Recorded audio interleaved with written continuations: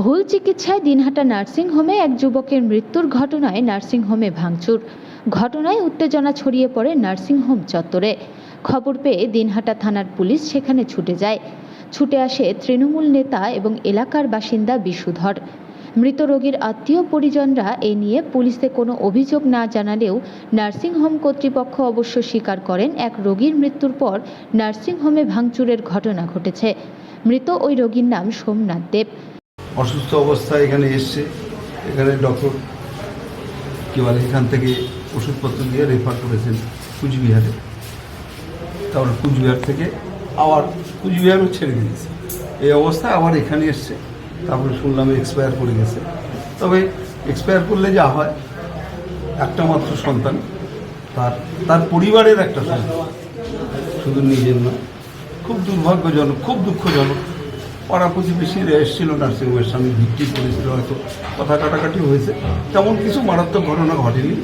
Nursing home কর্তৃপক্ষের সাথে কথা বললাম, তারা বললো না, এরকম কোনো আমাদের নার্সিংহোমের কোনো বাজে ঘটনা ঘটেনি, ওরা সেরকম কিছু করেনি। সামনে সব দাঁড়িয়ে হয়তো জোরে কথা বলছিল, এরকম বিষয়।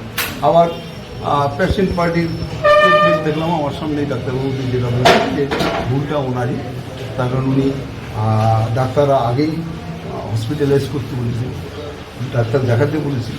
গতকাল রাত্রি 2টার সময় ছেলেটা বারবার হাসপাতালে আসতে চাচ্ছিল। ওর বাবা বললো, স্টেটমেন্ট দিল যে কিন্তু আমারই ভুল, আমি রাত্রিবেলাতে নিয়ে আসলাম না, যখন নিয়ে আসলাম তখন সবই শেষ হলো।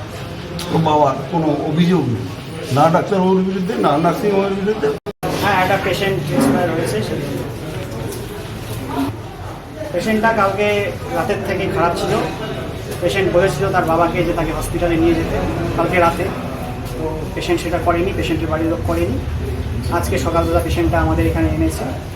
ডক্টর অমর মণ্ডল পেশেন্টটাকে দেখেছে। পেশেন্টের SpO2 মানে অক্সিজেন স্যাচুরেশন খুব কম ছিল। পেশেন্টটা উনি কোচবিহারে রেফার করেছে। শিলা নার্সিংহোমে যাওয়ার পরে পেশেন্টটা এক্সপায়ার হয়েছে।